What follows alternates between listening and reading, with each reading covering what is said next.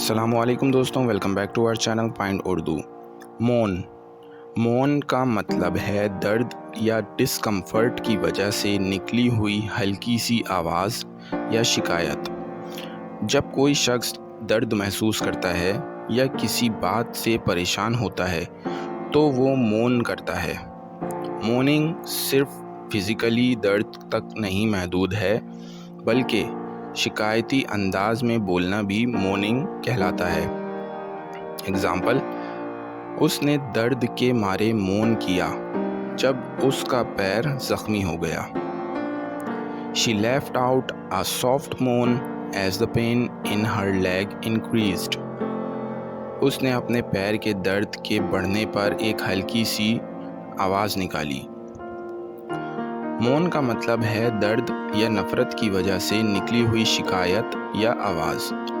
तो दोस्तों, ये था मौन लफ्ज़ का मतलब। उम्मीद है अब आपको समझ में आ गया होगा। मिलते हैं नेक्स्ट वीडियो में। शुक्रिया।